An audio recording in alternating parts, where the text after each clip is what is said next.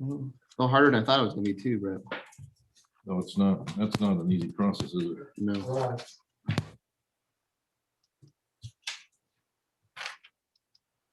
All right. Good evening, everyone. Welcome to the I guess I forget what date this is. March 11th, 2021, Sally's Polk School Board meeting.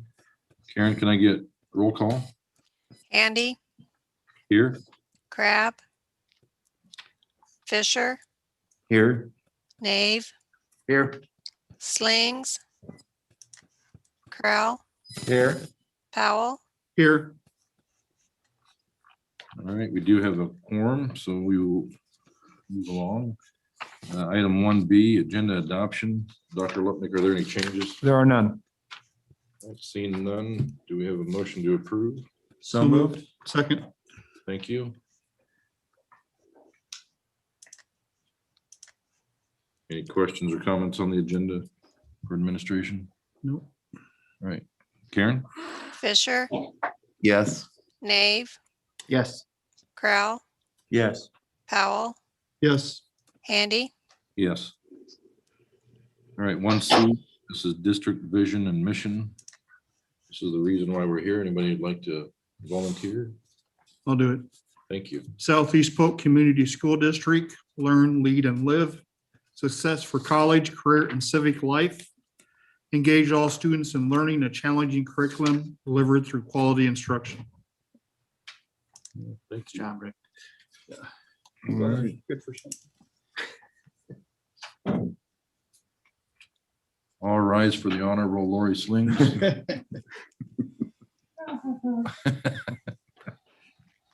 Just in time for public comments, Lori. So Perfect. this is the time where we have public comments. Anybody would like to address the council? I know we do have one person that would like to address. Mr. Beckham, have you had anybody else email or notify the district that they'd like to communicate with us? I have not received any notifications from the public regarding public comment. All right. Nobody, okay. If for some reason during the next few minutes, if we get somebody to log on, let me know and we'll get them in there. I think Mr. Patrick Tunks would like to share a few words with the board, and so if you want to come up, Pat, just kind of tell us who you are, and or I guess he's got a long enough cord, you can stay comfortable, I guess, so. Thank you for letting me to speak. So last year we were gonna have, before I begin, this group that I'm involved in, I'm the president of the Best Buddies chapter at our high school. And so Best Buddies works with our special ability students at Sally's Polk to support inclusion of them throughout the school and our community. So last year we were gonna put on a big fundraiser called Buddies and Barbecue, but like a lot of things, it was canceled due to the COVID pandemic. But this year we are rescheduling it on April 10th, and it is going to be a drive-through style event this year just because to keep COVID down. And it's going to be from 12 to 2 at Great Caterers of Iowa in Pleasant Hill. And I'd like to invite all of you to buy a ticket. We have a link now up on RevTrack through the Sally's Polk website. And I'd like to thank our sponsors, Deary Brothers, Prairie Meadows, Polk County, Fairway, Cashett Warren Family Law Firm, and a very big thank you to Great Caterers of Iowa for catering our event. And then I'd also like to thank board member Slings and Crab. They've already purchased tickets for the event, so I'd really like to thank them. And I hope that all of you purchase tickets and attend the event just to show your support for Best Buddies and our students with disabilities within our school and community. Oh, sounds good. It's a great event and a great organization. So. And then you said that's on the website, Patrick? Yes. Okay. Thank you, Patrick. I shared it on my wall too, I think. Did you? So All right. if somebody wants to go to my wall. You can't go wrong with Joni's food. No, No. yummy. Yeah. And a great cause. Thank you, Pat. All right, 1E consent agenda. Do we have a motion? Motion to approve. Do we have a second? Second. Any questions or comments about any of these consent agenda items? Hearing none. Karen, make a roll call. Nave, Yes. Slings, Yes. Crowell, Yes. Powell, Yes. Handy, Yes. Fisher, Yes. All right, very good. Moving on, number 2, old new business, confirmation on next meeting, which would be April 1st and April 15th, 2021. April Fool's and Tax Day. April Fool, yeah, oh my gosh, 2 great days. Will anybody believe anything we say on that day? I see it as an opportunity. Do I get a motion for any of those? Move to approve. Thank you. Second, Second. thank you. All right, Karen, Slings, Yes. Crowell, Yes. Powell, Yes. Handy, yes. Fisher, Yes. Nave, Yes. All right, 2B, set public hearing for fiscal year 2022 budget. The proposed budget for the 2022 budget for certification on April 1st. And in accordance to the law, we have to have a public hearing not published less than 10 days, more than 20 days. So it looks like we're going to set that for April 1st, next board meeting. So President Handy, quick change of the summary on this. This will post to the Des Moines Register prior to March 22nd, rather than the Herald on March 17th. okay. Any questions for Mr. Bacall on that? All right, Karen? Crowell. Yes.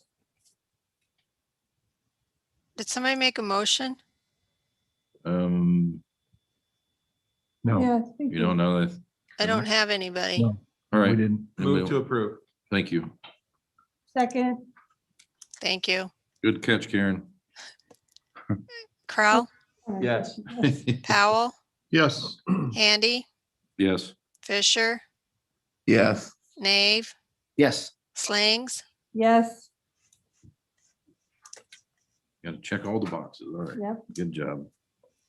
We'll keep you around another year. Yay. Someday bring some Dutch letters. All right, so Will be- moving along. 2C, audit services renewal. This current agreement with our external auditors, I'm not even going to pronounce the name, but it's a 2-year agreement for the fiscal years of 2017 and 18. Is that accurate? Is that accurate in there? That is correct. Okay. So the agreement, 3 additional years. Oh, I get, okay. If I would have read the whole thing. Motion to approve. Thank you. Second. As soon as I seen 2017 and 18 in there. All right, Karen, Powell, Yes. Oh, wait. what question? Are we voting already? Yeah, you got a question? Well, I just wanted to talk a little bit about it, Kevin, since you're on there. Sure. I think these people have done a good job. It seems like now at this point, they've done it for most of my time on the board. But I'm just wondering, I've got no problem whatsoever. They do a good job. They present,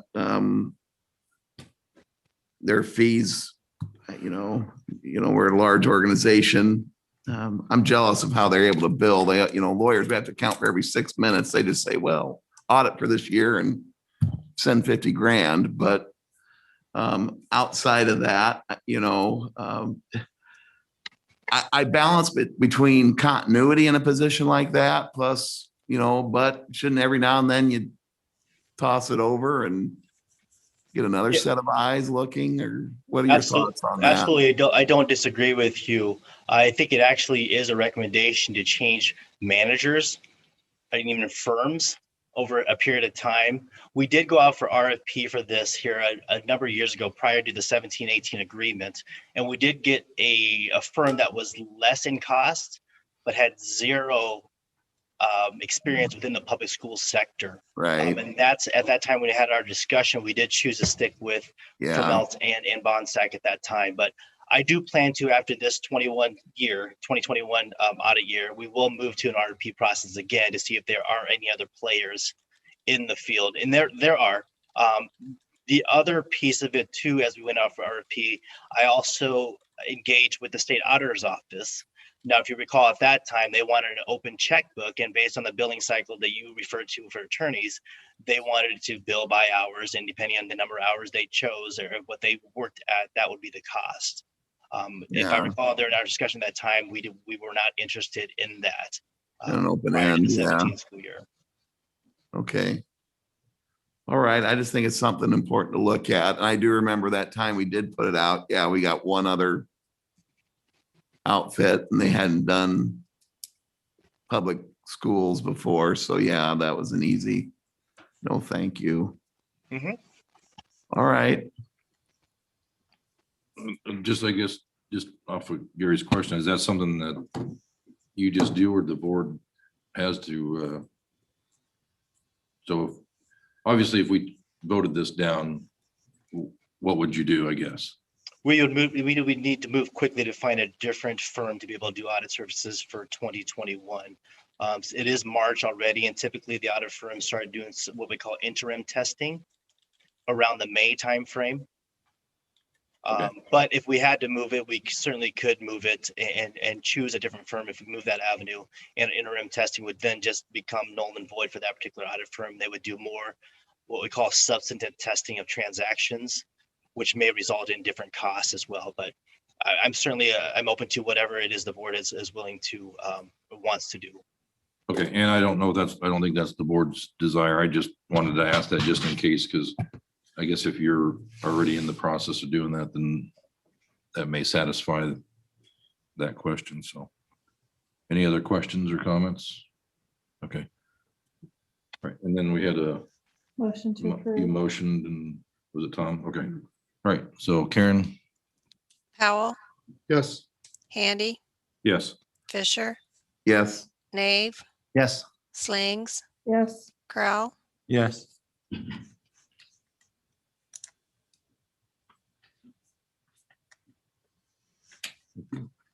All right, 2D, approval of the junior high and high school roof bids. Looks like the bids came in for Academy. Roofing. Yes. Yep. We had three companies come in with bids. Academy Roofing and Sheet Metal Company was the lowest responsible bidder in this particular project. Given the square footage cost and comparing that to the previous year's roof repairs at Altoona, Delaware Junior High and the high school, the cost is similar except for an increase in supplies at the construction level. It increases in supply cost to the tune of just over 5%. So given what we're seeing for demand for supplies in construction field, I don't think that is unreasonable with what's going on in the industry now. How do these bids align with our predictions for what they would be? Is it similar or? Yeah, we've budgeted about $500,000 per year for roof repairs. And construction costs have gone way up, so. And Academy is the one, we've had a lot of experience with them. Yeah, we've had a great working relationship with Academy. Perfect.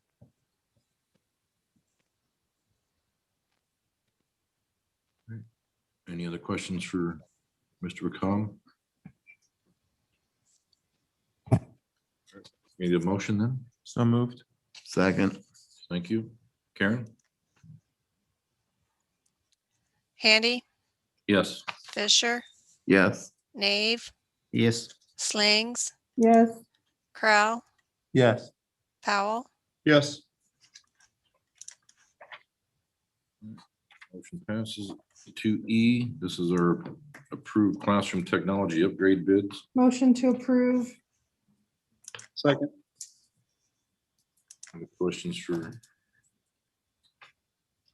You got a presentation or just hoping we approve it now? So we're buying this all from one vendor, but then we're having a different vendor install it because that same vendor was just higher in the bid for the installation. Am I reading that right? That's correct. Okay. Jason, otherwise it was the presentation you gave us previously. Yes, Are you happy with all these bids? yeah, I am. Okay. All right, any other questions? Hearing none. Karen? Fisher, Yes. Nave, Yes. Slings.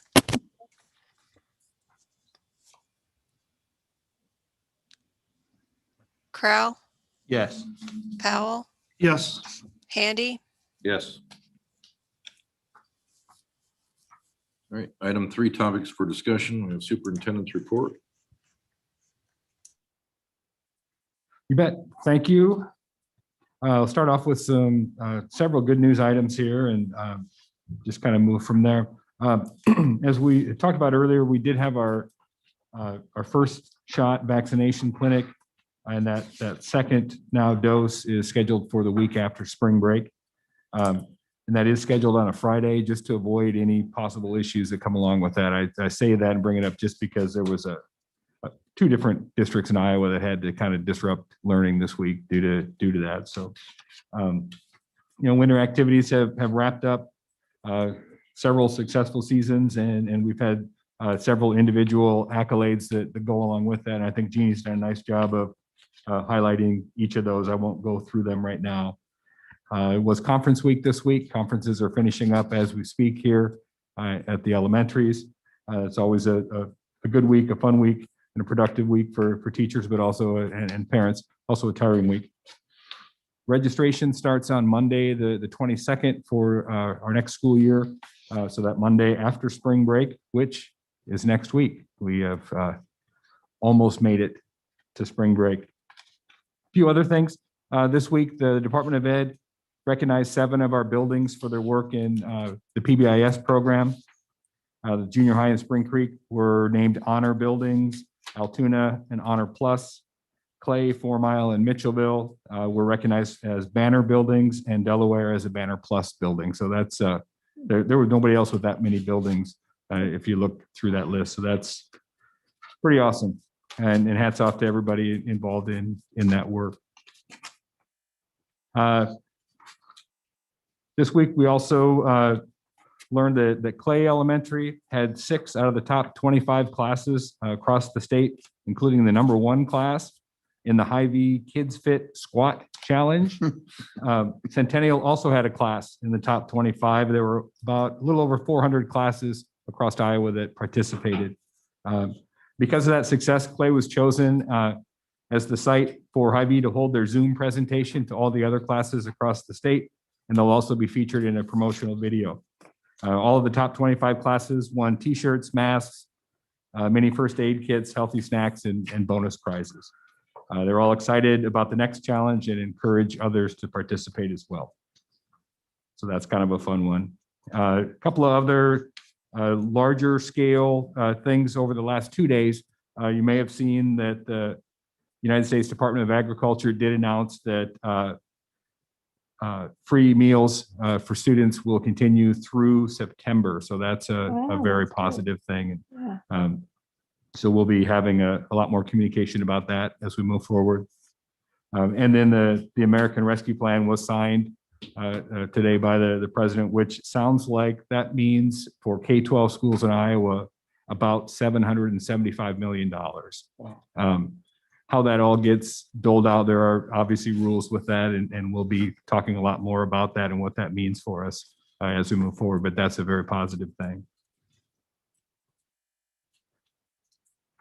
I won't bore you with the monthly meetings. You can see the list there. The heavy focus as we sit right now continues to be capital projects, the budget for next year, and we're now into the heart of the staffing season as well, as you'll hear about both of those things later tonight. Happy to take any questions on the update. Sounds good. All righty. Thank you. And I'll kind of jump right into return to learn. You've got data at your desk there. Our updated dashboard data for today. You can see our numbers. Both the confirmed cases and those quarantining. We'll talk more about those in a minute. And the positivity rate, I do want to note that the Iowa Department of Public Health has made changes in their reporting and on their website to more align with CDC changes, which I'll also talk about here in a second. You can see our building absentee rates for this week, obviously a 4-day week. And just a reminder that those are illness and COVID-19 related absences. And the 3 buildings that are over into the tan category there are all just barely over that 5% mark. So again, we continue to see a marked improvement in our overall attendance rates for both students and staff. Our case data has really been pretty steady since late January. As far as students go, we've hovered in that right around 10 cases or so, 10 to 15. And with staff, it's been in that 0 to 5 range on a weekly basis. Seems like we started to have a dip in February with our quarantines for our students. I know a lot of those are from outside exposures, but is there any rhyme or reason for the community to help avoid some of that? You know, it's tough because each one of those scenarios is a little bit different. Okay. Oftentimes it's family related and it's pretty tough to. Oh, yeah. Yeah. Nothing you can do there. Yep. You know, our indicator data, as I said, the CDC did make some changes in their school recommendations and then we've adjusted to that as well. Nothing major as far, it's still the same general things that we've been following over time here. The mitigation strategies, those 5 strategies of masking, distancing, hand washing, cleaning, and contact tracing, we continue to follow through with that. And then the second thing they're looking at is indicators of community transmission, which is positivity and cases per 100,000, which are 2 things that we've been following from the beginning here. They just change it from 14 days to 7 days. So it's just a slight change. But you can see how that kind of follows. We continue to improve on the positivity. I should say our zip code data still is only reported out as 14-day data. So can't necessarily set those 2 next to each other. But just that's the only source we have. New cases per 100,000. I do want to note something. You can see today we're at 141, which is still just above that cutoff point for the high range. But we've been as high as 1,500 with that number. And after the first week of school, we spiked to 500 and then rose naturally or continually to that 1,500 number. So that number has greatly reduced and that's one to keep a close eye on, and that's good news. So overall, the data continues to improve, and we hope to see this get even better as vaccines become more available and more people have a chance to take advantage of that. Again, I'll take any questions that you may have. How have the vaccine clinics at the schools been going? We have only had 1 clinic at school. We've had several of our employees involved in other clinics that weren't here. Like Drake had a Saturday clinic focused just for educators, and I know we had several hundred employees there. But you know, when we had our clinic here, there was an opportunity. There was more vaccine there than was used up. So I feel like people that wanted that opportunity have had the chance to be able to do that. Now we'll continue to keep pushing that just in case there were other extenuating factors that kept them from that day for whatever reason, I don't know. But we're getting there. Was that clinic day here? Was that Pfizer? It is Pfizer, yes. So it sounds like we provided the opportunity to all that wanted to have access to it. Correct. And like I said, we'll continue to do that just in case there are changes of mind or for whatever reason, but yeah. Okay. Yep. Excellent.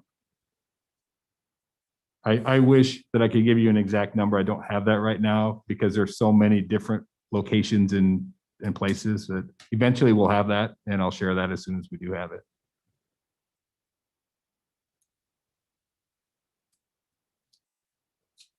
All right, thank you. Looks like Mr. McComb's back up, monthly financials. Thank you, Mr. President Handy. Monthly financials through February. Real quickly here for the general fund, revenues are up 6.5%, expenditures up 6.1%, of which 3.8% of that are wages and benefits. We're closing that gap a little bit. Through January, from the previous month's report, our expenditures were up 9.9%, with 5.7% of that is wages. So we're closing that gap just a little bit. Interesting for revenues, one of the pieces that we have the board approve as part of the instructional support levy is our income surtax. With all of you that live within the district, which you all do, obviously, we have that 5% income surtax. The amount of income reported for this year's budget is about $1 million less of reported income from the previous year budget, meaning that we're getting less money through the income surtax for the ISLPs, thereby getting more money within the property tax pieces for that chunk of ISL money. So that was rather interesting. That's the pandemic effect, if you will.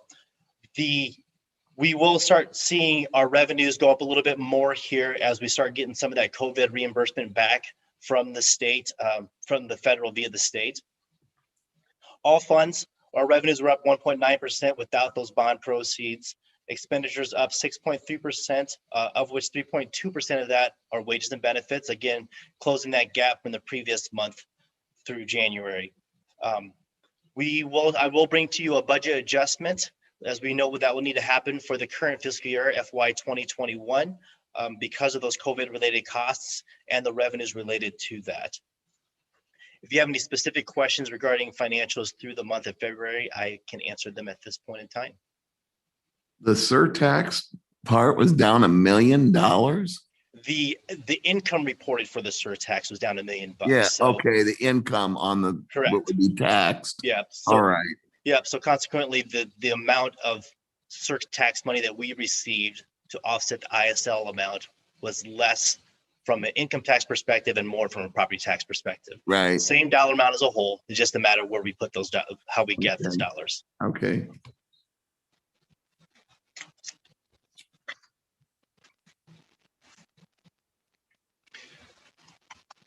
Great. Hearing no questions, I can move forward to the next topic. President Handy, Absolutely. I will attempt to share my screen. And do you see the beautifully colored green slides? Oh, it is beautiful. Can we Thank make you. that black and gold for next year? Yeah, we'll see. Well, yes. IT will have to get involved. Part two of our budget discussions. We know a little bit more, not much more, but I'll go ahead and take you through these things. Again, for us, let me make sure I'm clicking here. As we talked about during the last budget discussion, we have about a $500,000 budget deficit based on the 2.4% now signed by the governor for supplemental state aid. Again, I'm recommending no budget reductions. We know the supplemental one-time money is about $56 per student now, down to just under $390,000 for the school district here. Consequently, or coincidentally, I did receive an email here from one of our advocates for public schools asking about what the need is for supplemental funds. I don't know if that coincides with what was just passed here at the federal level or not.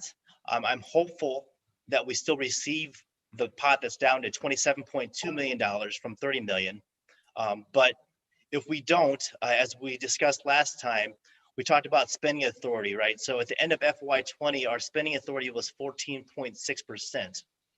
If we don't receive this money and we continue with the $500,000 budget reduction, authority reduction, that spending authority would fall to 14.1%. So it's not much reduction. And even based on us maybe not receiving the supplemental money, I would still recommend no budget reductions at this time. COVID funding, CARES Part 3. It sounds like what we would receive to Southeast Polk is about 2.5 times what we received in Part 2. and that would equal to about $4.4 million. And as Dr. Lupnick had mentioned, the allowable use of those funds will be something we'd be very interested in moving forward when we receive that funding. There are no new FTE recommendations at this time to regular program funds, unless something changes with enrollment and things like that, where we have to adjust our staffing for that. But right now, no additional FTE reductions. Kevin, As far- before you, Yes, you're quick, you just moved the slide, but. on all right, that let me go slide, back. The 2.5, the CARES Part 2, or I guess Yes. it's CARES Part 3. It's 2.5 times CARES Part 2. Yes, That 4.4 million, that's our money? yes, we received 1.76 million or so of CARES Part 2 funds, of which we've spent most of it, asked for reimbursement for most of it, and have earmarked the rest of it basically for other COVID-related expenses, including our 11 long-term subs. So the Right. 4.4 million is Southeast Polk funds Okay, for Part 3. all right. And we haven't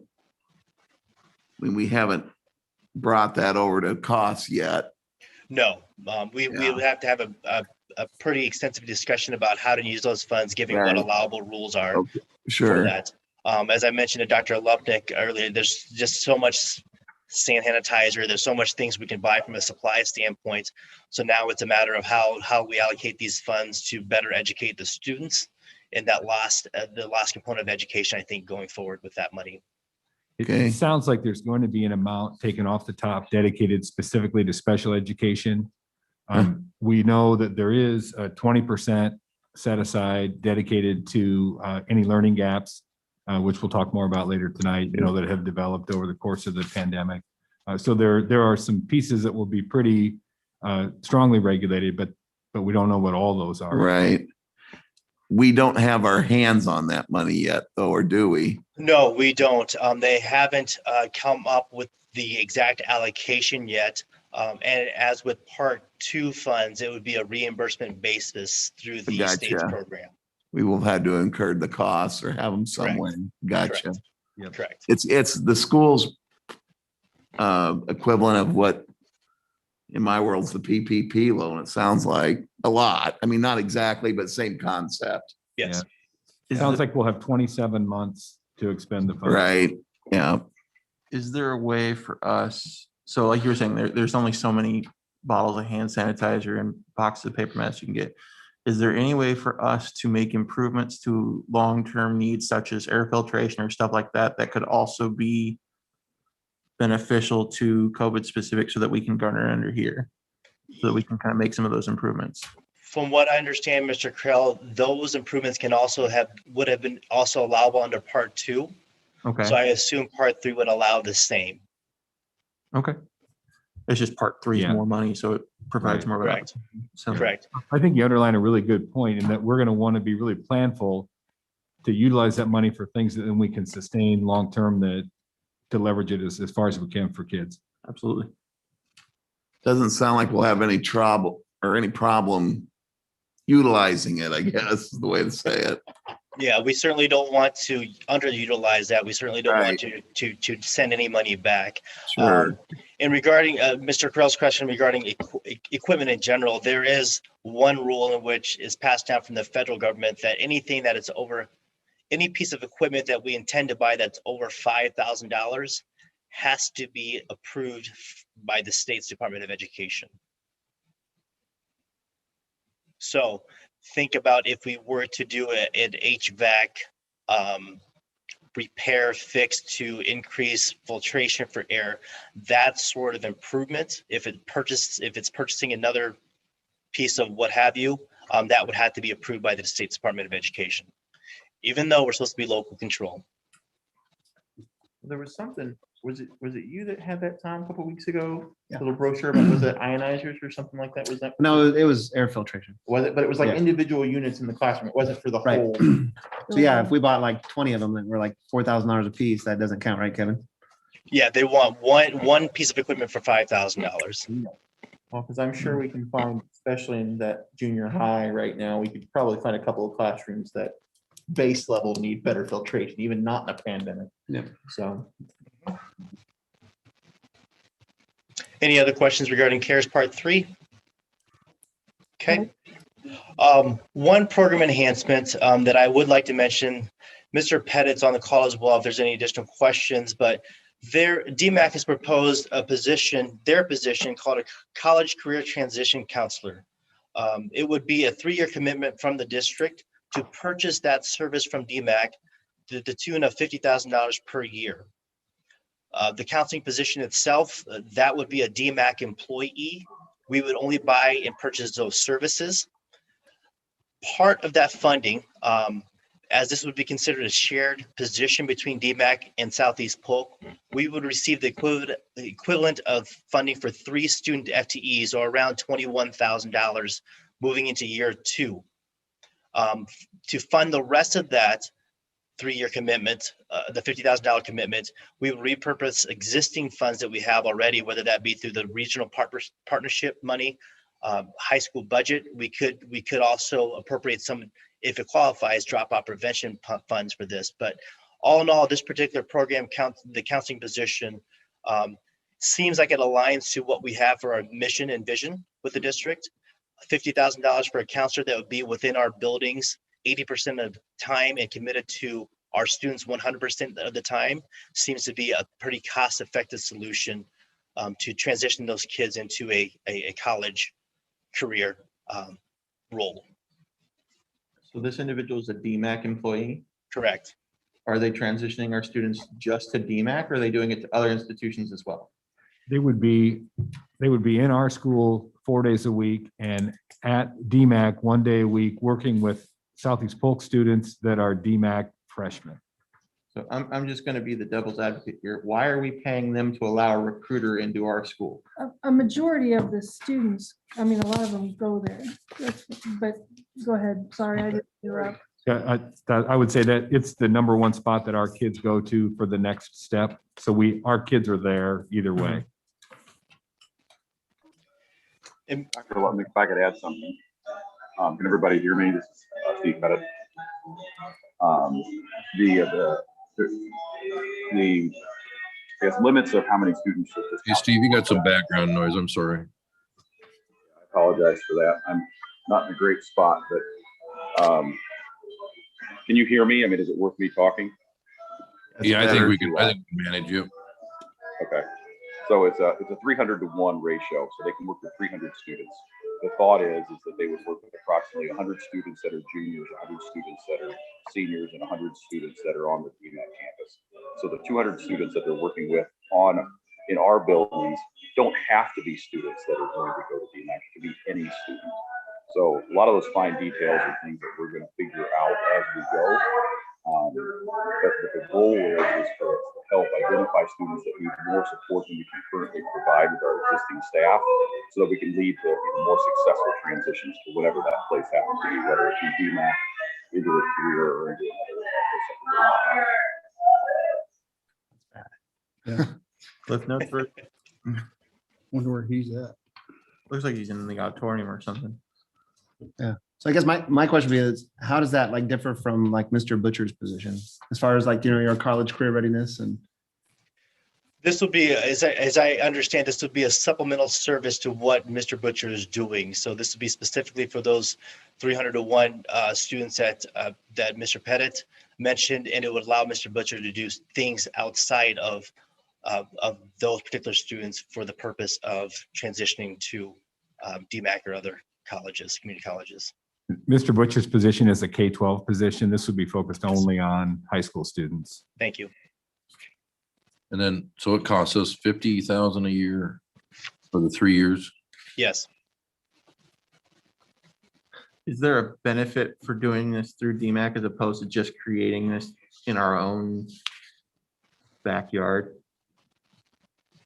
Is it what benefit do we draw from this being a DMAC employee as opposed to being one of our own? For me, financially, a $50,000 a year annual salary for a person that's dedicated to our students as a counselor is cost effective.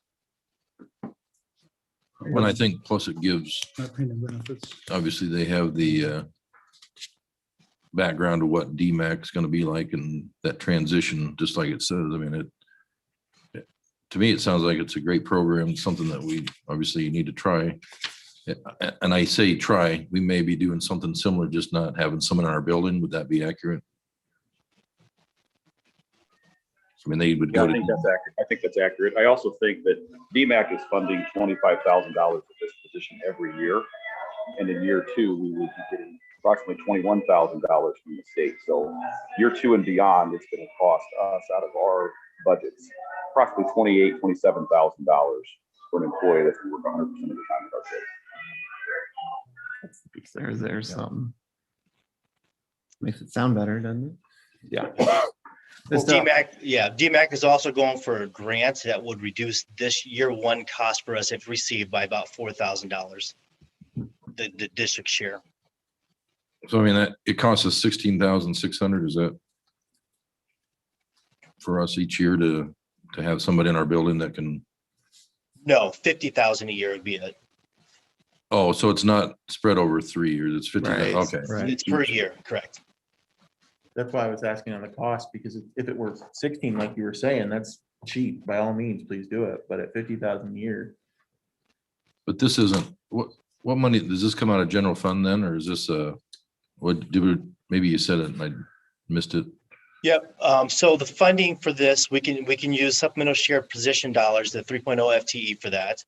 That would begin year 2. For this first year, we'd have to repurpose some of the money that we're using for RPP, which is the Regional Planning Partnership, some building budget money from the high school, which Mr. Pettit will set aside for this particular role, as this is a purchase service. And if it's available to us and allowable to us, we could also allocate some dropout prevention dollars for this. So as far as regular program dollars specifically for this, there would be no regular program dollars for this. Okay, so yeah, that's probably the biggest question I think is this does not take away a regular position that we could have added this year or next year out of the general fund, correct? Yeah, there's no incremental regular program dollars for this purchase service. All right, good. That's a plus. Steve and or Kevin, do you know, do they do this elsewhere or is this sort of a pilot project? Yep, as I understand it, there are a number of school districts in this. This actually came to us as either a 2 districts sharing 1 counselor position, or for at least 3 of the metro schools, we wanted our own counseling position for this. So DMAC is looking to hire 9 counselors. So 3, and then the other 6 will be shared. So there are a total of 15 school districts then, 3, 6, 12, 15 school districts within the DMAC region that would be a public school district involved with this particular program. Okay, thank you. That's helpful. Yeah, how do our counselors feel? I mean, this is like going to help take a load off of them as well, like general. Yeah, we haven't talked to our counselors too extensively about it, but in the initial conversations about it, there's a lot of things that we would like to be doing with our students that, just from the numbers, it's really hard to do with all of our students. So they see this purchase service as definitely something that's going to be a benefit for them to reach all of our kids. Well said, Steve. I know of at least one counselor that thinks it's a great idea. That's good to know. That is good to know, right? Just text her. Any other questions for administration on this one? We will see this April 1st then? Excuse me? We will see this April 1st, or is this just you're letting us know you're doing it? Yeah, this is just the notification for the grant that DMAC wants to apply for. Then we need to let them know. And then, as Mr. Pettit had mentioned to the DMAC team, we want to be one of the first counselors, as one of the first school districts to receive that counselor, because if there is not, if all 9 counselors aren't fulfilled, we want to at least be on the forefront, on the front end of that. Get the best one they have. Amen. Yeah. Yes. Absolutely. That's awesome. Just a few other slides, green slides. Moving further, budget drivers again, wages and benefits. The final year of multi-year agreements for our bargaining groups. Wages and benefits are all inclusive costs. 83% of our total expenditures from the general fund, that's not gluten-free. From the general fund, our wages and benefits. Benefits drive our wage changes. Right now, we know there is a preliminary increase of 10.7% to our rates. I've also talked to you about us moving to the market for third-party administration services for medical claims. And we are looking to a different party than our incumbent Walmart for this right now. There is a considerable cost savings for this. And those cost savings will pass directly on to our employees within the month from our monthly premiums. The insurance committee has met on this initially. The final proposals from these companies come back to us March 17th. I'll have a meeting with our benefits consultants March 23rd, and then we will regroup and we will know by the end of March if we'll move forward with a different third-party administrator for medical expenses.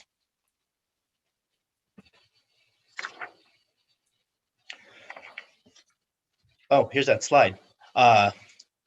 Our open enrollment period is in May, so we want to know prior to that. And then future changes possible. We did some plan changes for our employees. We changed office co-pays. We did some things structure-wise within our plans. Other future changes might be something called a high deductible plan to try to reduce some of those costs for those employees that this fits. And included with the high deductible plan, we may have health savings accounts too, but all those discussions will happen at the insurance committee level and then brought to the board for further discussion. Just a reminder, the district funds here, the ones that do affect the tax levy rate are asterisk there, including the management fund. The management fund also holds all those insurance costs related to our early retirees. Anybody from the age 55 to 65 as part of our early retirement plan, those insurance premiums are paid from the management fund rather than the general fund. Our tax rate history, you saw this slide before. We anticipate we will keep the tax rate at $15.44. And just to look at our surrounding metro area, God, I really wanted to eliminate West Des Moines from this slide and just say, look at us, we're the lowest around. But remember, since FY15, we've reduced property taxes for Southeast Polk by nearly 30%, 29% to be exact. So that is quite a bit of reduction. If we would have showed this slide back in 2015, we would be the highest tax rate in the metro area. So that's something I'm very proud of, and you all should be proud of as well, as you directed me to kind of move towards that way. Future timeline for us, presentation day, April 1, the public hearing and approval, and then April 15th to submit to the Polk County for certification.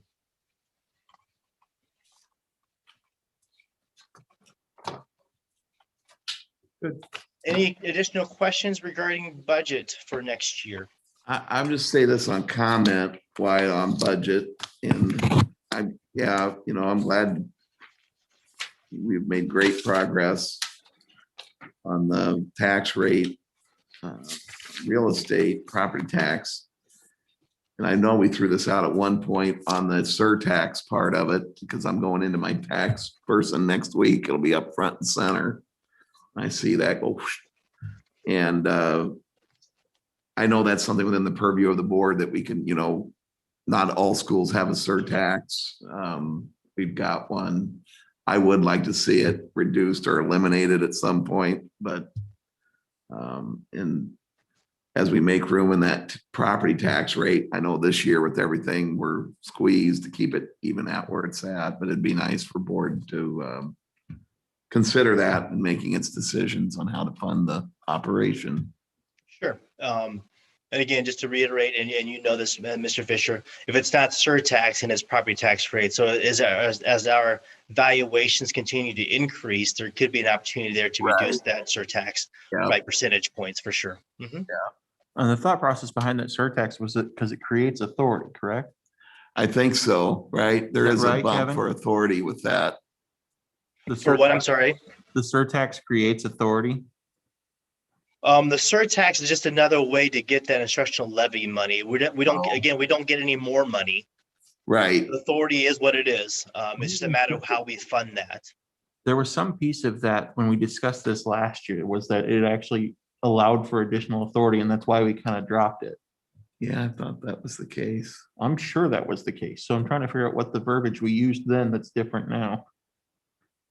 Mr. Krell, I'll go back and look at those materials, but I appreciate it.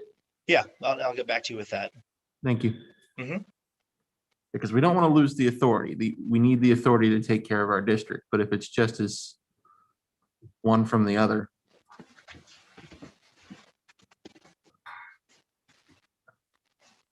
Great, thank you. All right. Thank you. Thank you.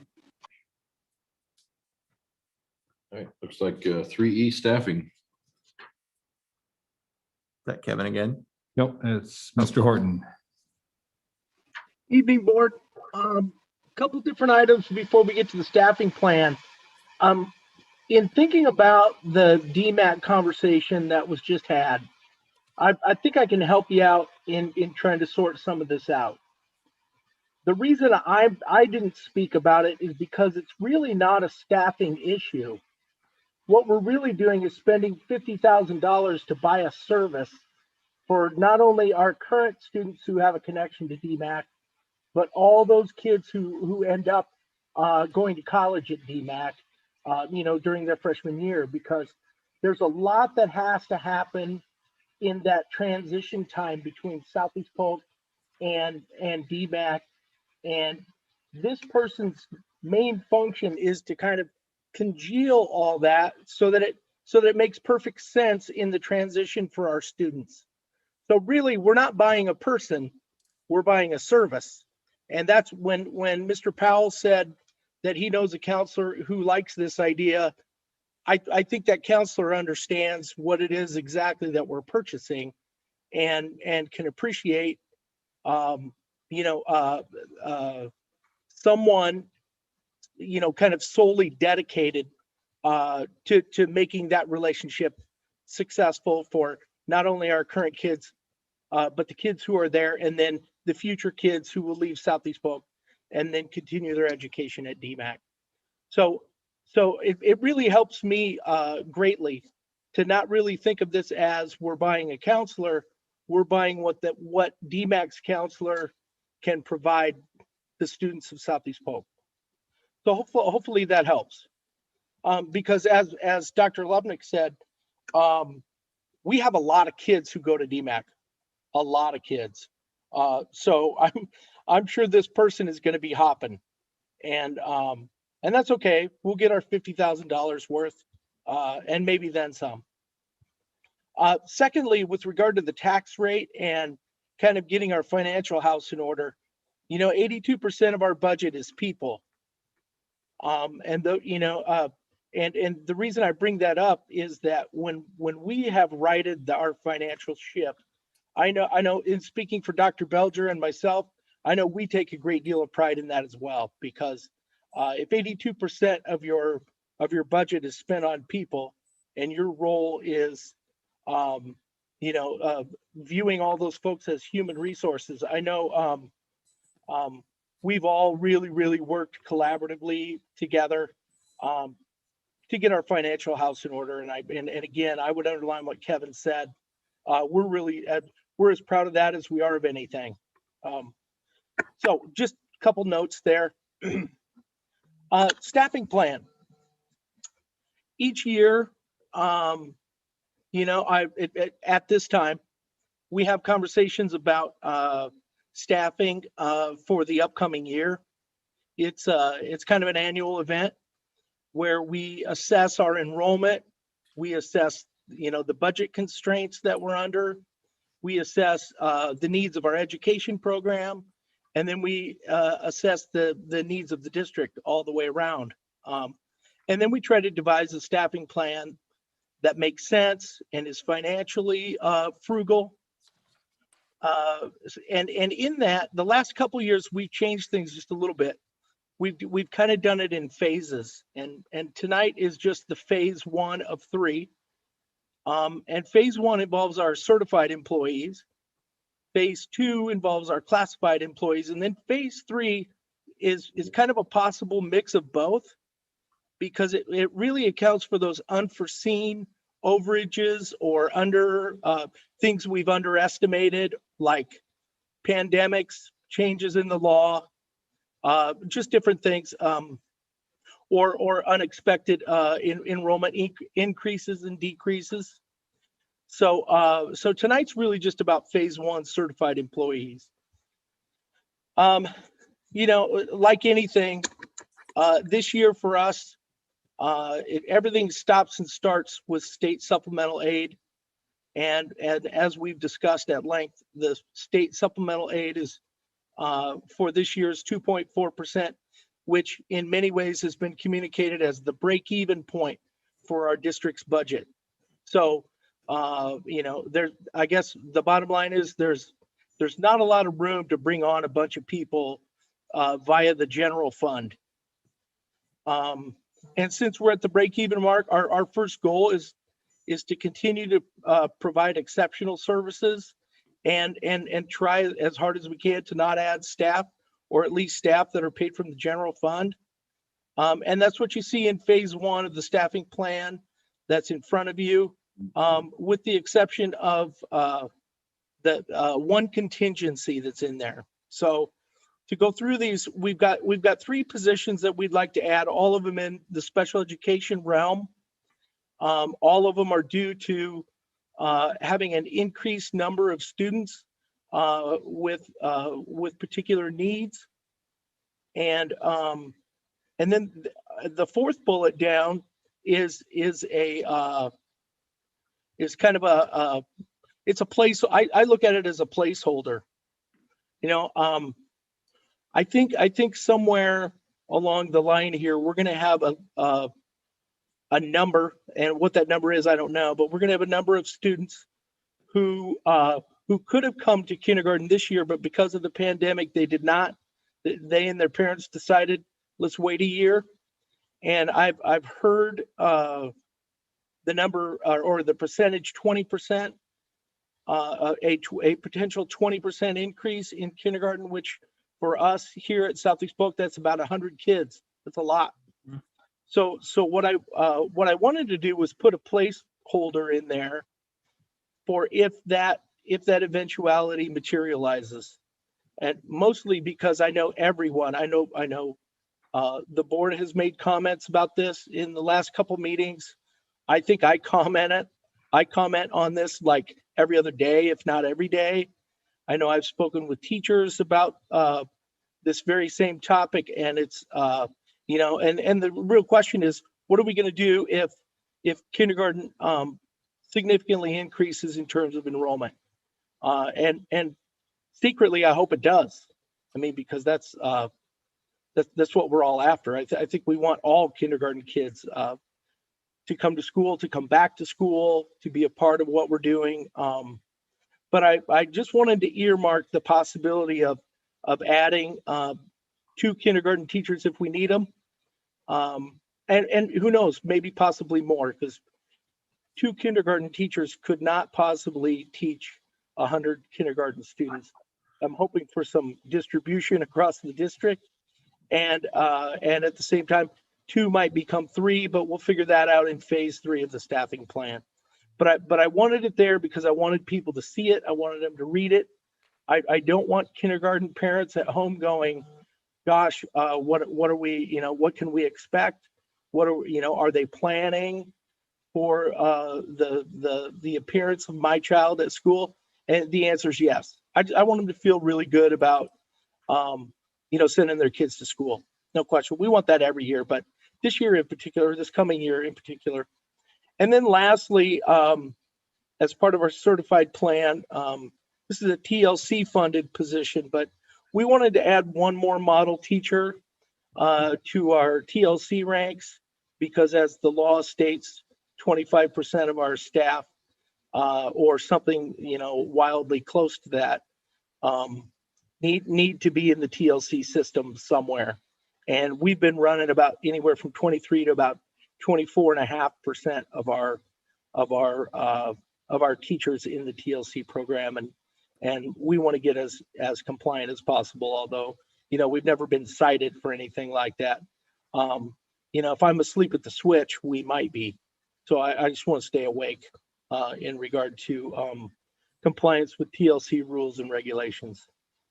And then at the bottom of our phase 1 plan, there's some future considerations, but again, going back to 2.4% state supplemental aid, I don't see the material. I don't see any of those 5 positions materializing this year, unless, of course, something different were to occur.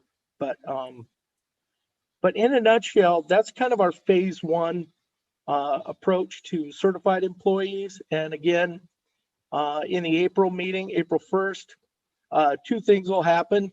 We'll move forward with this first phase, and then Dr. Belger will roll out the classified employees in phase 2 of her staffing plan from her side of our employment house. Let's see. I think that's it for me. Questions, comments, discussion? Mr. Horton, this is Mr. Powell. Sure. I have a couple of questions, but first I want to say thank you for what you did. This is a great plan that you're putting forward. I appreciate you looking into the special ed needs and the possibility of increased numbers at the kindergarten position are probably going to be real. So thank you for doing all that. My 2 questions. Number 1 is the 3rd bullet, the elementary strat 2 LDBD teacher. Could it, who knows what the need is? And I know that's why it's TBD, but could it be the last thing on the future considerations? Could Spring Creek be considered elementary? I don't know. Some districts, 6th grade is elementary. Is that a possibility that the 3rd bullet at the top could match the bottom of the future considerations? Or is it just hard to tell? Well, no, it's not. It actually is not hard to tell from this standpoint. I think in my conversations with Charlie Taylor, Director of Special Programs, he's looking at the numbers of students who are currently enrolled in particular programs and the roster sizes of the teachers who are serving the students in those programs. Okay. And I think what he's seeing is we've got some rosters that are they're a little bigger than big. Okay. And they're tipping over a little bit. And okay. and where those are, I'm not sure.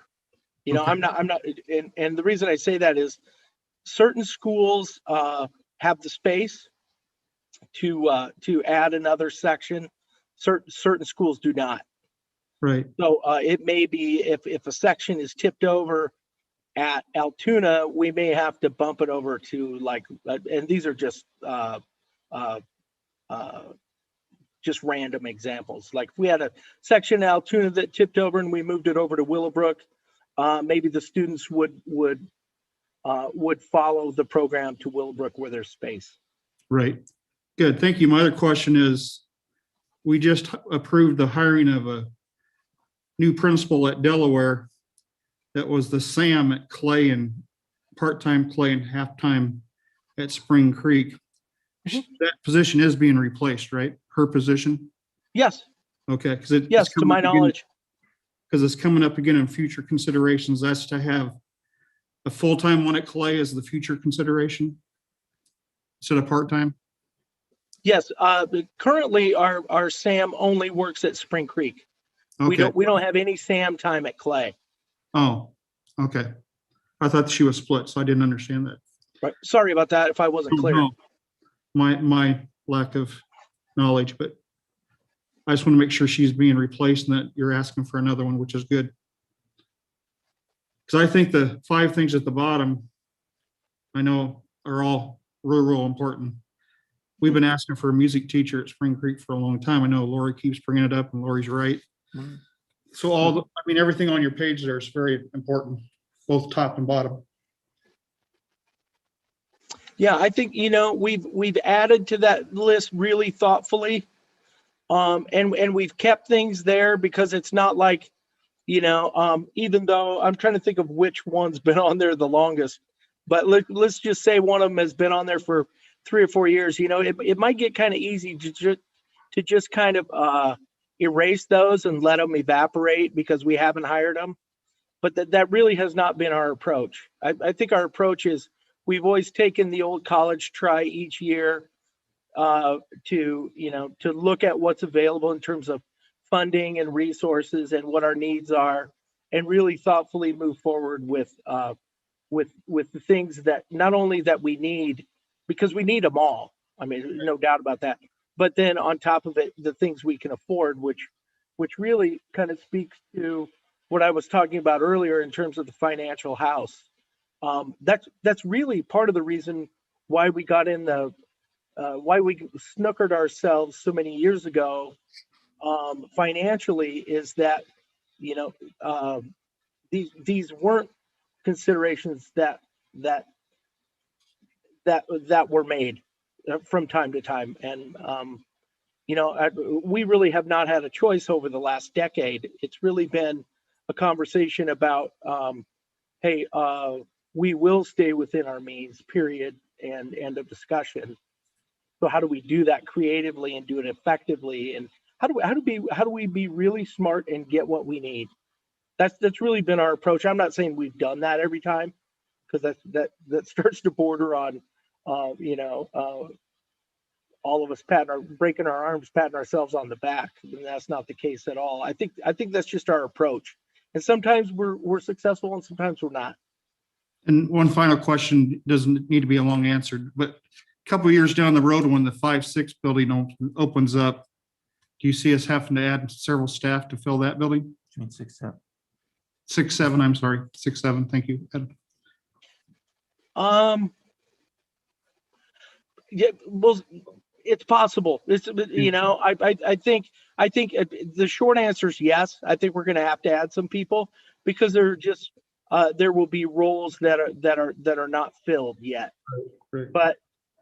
But I think at the same time, I'm really hoping we'll get back to some of our old enrollment growth patterns, where we're growing 50 to 225 kids a year, somewhere in that sweet spot. If we get back to that, heck, we're going to be, we won't have an alternative other than to add people, because, as student enrollment goes up, so does FTE. Yep, thank you. Sure, you're welcome. Thank you. Mr. Horton, I'm sorry, did you have something? Oh, Brett? go ahead. I wanted to touch a little bit on those 2 FTEs for kindergarten, because I'm looking at our numbers for current, and I know that anytime you get above 20 in those kindergarten classrooms, it becomes a little bit chaotic, and it looks like we could use 2 today, even without any possibility of future growth. Specifically looking at 4 Mile, where they've got 24 apiece, looking at Clay, where they're at 23 apiece. Centennial's at 22, so it's up there as well. The rest of them are at 20 or below, with Mitchellville being the lowest at 13, spread over 2 different or 26 spread over 2 different classes, so 13 apiece. I mean, it looks like we could definitely use those FTEs. I know about budget. It looks like we could use those now, barring any growth, if that's going to be similar class sizes for next year. So is really only 2 FTEs for kindergarten, is that going to be enough if we actually have that type of growth? Well, let me answer this, and I don't mean to be evasive. I really, truly don't. I'm going to start my answer with, it depends. It depends. Are there 100 kids in Altoona? The city of Altoona, or are they evenly distributed across Runnels and Mitchellville? A guy can hope for more kids at Mitchellville, that's for sure, because the efficiency of 13-1 is not great from a business standpoint. I mean, it's fantastic from an instructional standpoint. And if I'm a parent in Mitchellville with a kid in kindergarten, I'm like a duck in water. I'm loving this. But knowing full well this is, it doesn't last forever, and class sizes grow and our communities grow, and more kids will move into Mitchellville, and that'll be, and that'll add to those numbers of 13. So, and again, it kind of depends on how kids are distributed, how many there are, how much, how much leeway is there, and I think we have to ask realistic questions, like, when when one of our goals is to not spend money out of the general fund, what is the difference between 20 and 22? I mean, I get it, it's 2. And Kevin, even I can do that math, but I think it so much depends on the teacher in the room. Sure. And their comfortability and their support. So many times we've had support folks in rooms. And again, I'm not really hedging to try to say, hey, I want to put 24 kids in every room, because I'm not, and I don't think any of us want that.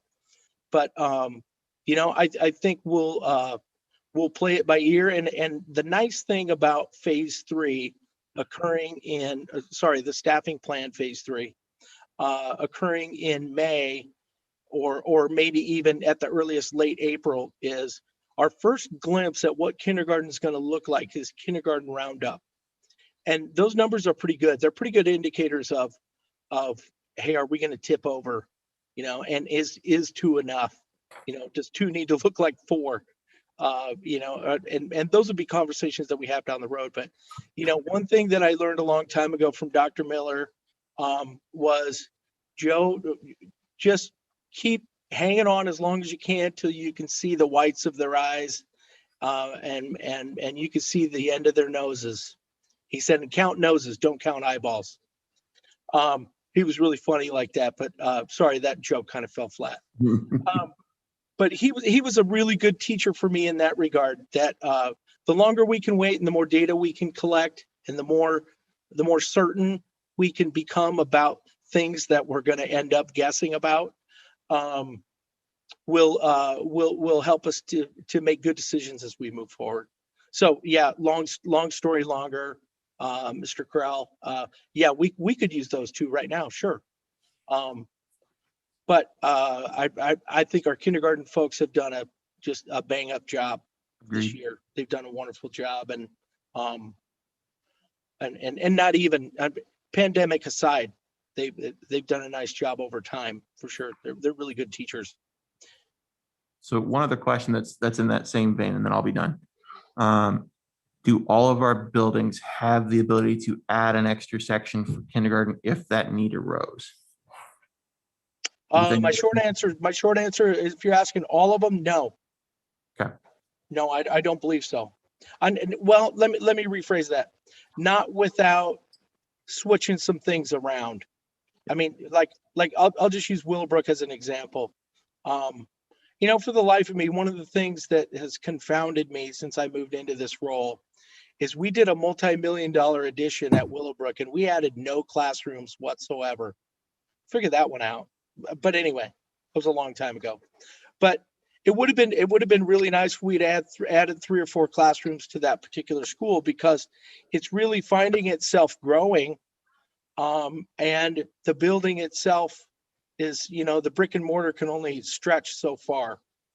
So I think if we did some programming adjustments, things like that, we could open up some spaces where we could add a kindergarten. But if somebody said, hey, we need to add one tomorrow, and you can't change anything that's going on in the building, my answer for Willowbrook would be no. But lots of the other schools would be yes. Does that get an answer to your question? Yep, I'm sorry. Absolutely. Again, I don't mean to be the evasive guy. Nope, it's just so much depends on the future.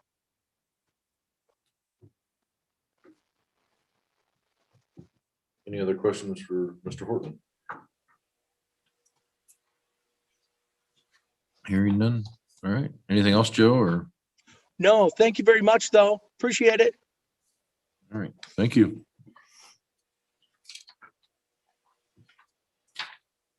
All right. Last but not least, looks like we have 3F academic update. Looks like. Yes, good evening, board. Happy to be here tonight to talk a little bit about academics. It's been a very unusual year, And when we think about everything that's gone on in the last year, we are starting to see some light at the end of the tunnel and starting to look at learning and what this might look like as we move forward. So I'm going to share some information tonight.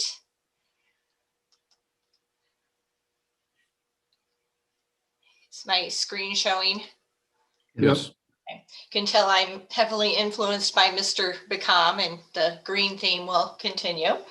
So as we hopefully, we don't want to knock on wood, but as we move through the pandemic and hopefully soon past the pandemic, we want to start turning our thoughts towards teaching and learning recovery plans as we move forward. So throughout this pandemic, we have lost some things. And we know that. We know we had a great deal of unfinished instruction last spring, and challenging schedules that changed based on data around COVID throughout this school year. But, you know, we've gained some things as well. I know in the past I've heard a lot of people talk about kids and say that they're digital consumers, but not necessarily digital producers. And I will say during this pandemic, I have seen kids become more digital producers.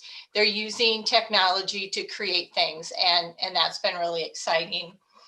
And as teachers, you know, we get so overwhelmed with tech tools, and this year has really given us a great opportunity to match specific tools to our needs and know which ones are really going to get the job done.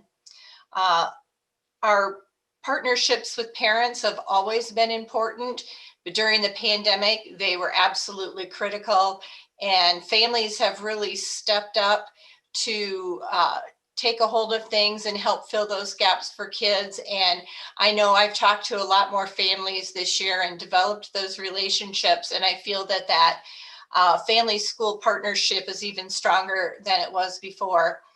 And last but not least, I think everyone, the board, the leadership team, the communities, the teachers, completely transformed the way that we delivered instruction with little to no warning. So we have lost some things, but as I tell our team all the time, we will be better at what we do in the future as a result of this experience. So we'll continue to look on the positive and build from our strengths as we move ahead. So some of our big ideas, I'll get into some specific actions and specific data, but some of the big ideas around teaching and learning recovery, and one is a long-term solution. You know, Dr. Holupnik and Mr. Bacom talked about the 27 months. You know, this is a year-long pandemic, year plus. We're not going to fix it with one summer school session or one event. So we really need to have a long-term solution to the events of this past year. We want to look at multiple indicators of learning. We don't want to take one assessment or one data point and make all of our decisions around that. We want to pull different data points and look for trends and patterns and see what gaps we need to fill. We also want to attend to equity as schools all across the nation deal with this. They're finding that some of their students of poverty, maybe students along different racial lines, are as students who are learning English, might be feeling the impacts of the pandemic more so than other students. And so we want to attend to that equity and make sure we're meeting the needs of all of our students. Southeast Polk is a model PLC district, and so we really want to build on that collaboration. We've lost a little bit of that collaboration, not being able to sit as a team in the same room and really problem solve. Teacher teams have done a wonderful job through Zoom, but I think really building on those structures that we have for collaboration to support learners as we move forward. We want to focus both on the content and learning. We've learned some things about curriculum too. And, you know, there's always that tendency to have a lot of curriculum where the research says really focus your intentions and have depth in your curriculum instead of breadth. And we've learned a lot about what some of those key and crucial curriculum ideas are. we always have a tendency to want to go back and remediate and reteach. And the research is very, very clear that if we prioritize grade level curriculum and scaffold up, the kids will be a lot better off than going back and reteaching and moving up that way. And then, of course, mental health and social emotional learning. We know that the pandemic took a toll on more than just schooling. And so we really want to attend to the mental health needs and social emotional learning of students, staff, and the community. So I want to share just a few data points. Again, when I said multiple indicators of learning, we're starting to collect some data points to see what trends and patterns that we might notice. This is our early reading data for kindergarten, and then we now give a reading through 8th grade. And you will see our winter mid-year data, and we are comparing it to our winter data for last year. So as you can see, it's pretty significant differences at the early grades, which we would expect. Developmentally, those are our foundation grades. And you really need to build that firm foundation in order to add to it as you go through. And you'll notice as you get through the grades and you get over to the levels here, you're going to notice a little bit less of a gap because those students had already had that early literacy foundation to build from. But we know it will be a priority with our younger students to build some of those foundational pieces for their success in the future. Here is another look at our math data. And you can see some of the same trends and patterns, although you don't see quite as big of a discrepancy or a gap, but you see some of those trends and patterns over time. Look at grade 4. Yeah, pretty exciting. Yeah.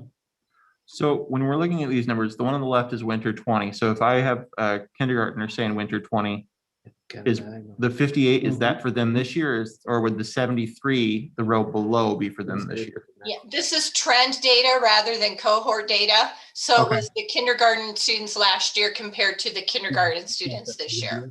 Okay. It's a drop because you can't compare it side by side. Right. In our teams, we do look at we keep track of all the students. We have a data system where you can go in and by individual students, see what their scores have been over time as well. That's more for instruction, for our instructional plans. And then boom, boom. Here are letter grades. So this is for secondary. So for Spring Creek and high school, this is the semester 1 report.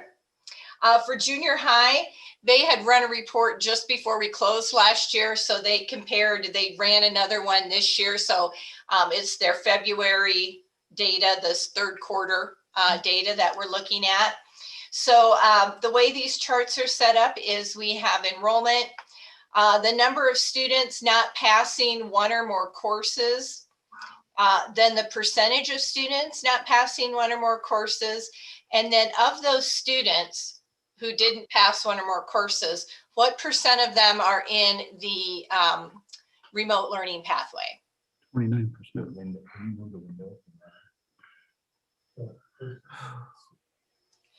One thing that we noticed here and that we're noticing overall, pre-pandemic, we started to have we put together a online leadership team, and we wanted to start getting more online courses for our high school students, particularly our 11th and 12th graders, who in a post-secondary world would more than likely have some training or classes in an online format. And you can see from this initial piece of data that the more advanced they are in school in grades, the better they were responding in the online model. So 20% at the high school to junior high, 23% that bopped up, get to Spring Creek, it bumps up a little bit more. So that matches what we're noticing is the online model has its strengths, and it seems to be a better match for our high school students at this current point in time. you have any historical data on this particular slide as far as like previous year, what the percentage of not passing one or more courses are? I do. So let's look at Spring Creek. Spring Creek this year is 17%. Last year, the comparable data was 13%. So it's not. Junior high is, let's see if I get the right slide. Oh, no, that's high school. Junior high is 31.3%. Last year was 25.7%. And high school is 22.4%. Last year was 15.8%. So yes, as we expected with the unfinished learning and the instructional changes that we had this year, there will be some gaps for us to fill and a good starting point for us moving forward. So specifically, when we start to look at some of these data pieces, and we'll continue to collect data throughout the rest of the school year, these are some of the specific actions that we are taking. As we do curriculum revision this summer, which we do every summer, we are tying it to the standards-based learning and some of the critical areas that we've noticed that are of high importance for our students. We're expanding our evidence of attainment. That's one thing we learned this year, is that there's multiple ways to demonstrate that you are proficient in a standard. And so expanding some of those options for students. At the high school, they've already started credit recovery. They've done some compacted recovery so that a student can make up a previous class. Maybe they just missed a few of the units or didn't pass some of the units. So they have a chance to recover that at the same time that they're moving forward with the next class. And also bounce back, meaning that you didn't fail everything in the class, but there's just a few areas that you needed to redo. There's some off-cycle courses where you might take a course again to get back on track. And the high school's been in the process of revising their tutoring sessions into academic support labs that are more targeted at the standards being taught, and they've seen some good success with that. As we think about the learning, we're just frankly going to have more instructional time to make up for some of the unfinished learning that we've had over the past year. So as the school year winds down and we look at next year, we'll be looking at some before and after school. I know the Spring Creek Junior High and High School have been implementing some after school services. We are looking at some organized summer school this year. We're waiting for that stimulus bill to come through, and as it did, we're ready to move forward with that. The Spring Creek Junior High and High School will look at hybrid credit recovery models. We'll be looking at some district-wide summer school models that will be all day, probably last for a month, pretty targeted at some of the skills that need to be beefed up before next school year. So as those dollars come through and everybody wants a chunk of it, we'll be allocating some of that to support students intensively throughout the summer. From the special ed perspective, we will have extended school year as we always do. So students who have IEPs that indicate that they would benefit from instruction in the summer will have that opportunity. But this year, special education will also have something called recovery services, and that's based on the unfinished instruction. So that process has not yet been clearly outlined by the state, but it will be an opportunity for us to work specifically with students with an IEP to recover some of the services that they may have missed as a result of the pandemic. So those are some specific actions that we're taking. We will continue to collect data as we go through. Let's see if I can.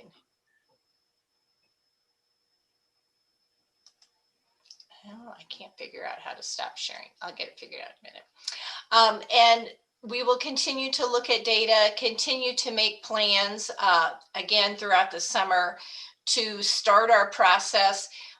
As we said earlier, this didn't happen overnight, and the solution won't be put in place overnight as well. We will be looking at both some short-term actions and long-term solutions so that we can continue to support our students along their path to learning. Thank you. Thank you for that, Sean. You know, it just strikes me as funny that, not funny so much, just kind of tragic that this is the kind of stuff we always did. Yeah. You know, hearing from you on our academics, and we've just had a year of nuke the surface of the planet, you know, and Right. and so it's refreshing in a sort of way to kind of get back to it. I understand there's huge challenges ahead of us, and even before we started this school year, last year, I said, you know, but boy, not our credit person, but our person that oversees the net to help these kids that hit the net, you know, I thought, gosh, what a job, you know, and so I appreciate your efforts to be thinking through all the things we have to do and try to get these kids as we come out of this pandemic, pull them up with us and get them back to the speed of light, you know, the world moves. You're right. I mean, it's going to be a big job, but I agree completely. It feels good to be having this conversation as we move forward. So it'll be something, and I know we'll have a lot of people working from a lot of different perspectives to help our students move forward. So that will be work we've been looking forward to for quite some time. Dr. Latham, the phrase you kept using was unfinished education or unfinished pieces. Are you directing like basically the loss of the second semester, a good chunk of the second semester that year? Is that where you're attributing a lot of this downturn to, or? That I'm attributing to last spring. So when we didn't come back after spring break, that would have been our unfinished instruction. This year is more of our interrupted instruction. You know, we had it, but it was interrupted by different things in response to the pandemic. But when I refer to unfinished instruction, so when we look at semester one, that had a lot to do with semester one instruction, but it's also reflective of what was missed the last 10 weeks of school the year before.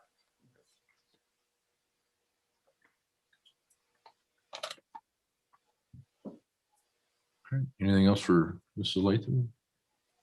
All right, thank you very much. Thank you. All right, anything else for the good of the cause? Make your plans to go for the barbecue. Yep, Yeah. Best Buddies, make sure you get your tickets if you Patrick, I haven't. gotta see you. I guess before we close, just wish everybody a great spring break, those that get to take one. And we will be back this time. Yes. We will be back. Right. Yeah, no kidding. Oh, no, we will be back. Like a horror movie saying I'll be right back. But everybody have a good vacation and we will see you back.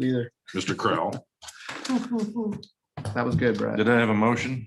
Yes. All right, thank you. How about a second? Second. All right, thank you. Have a good night.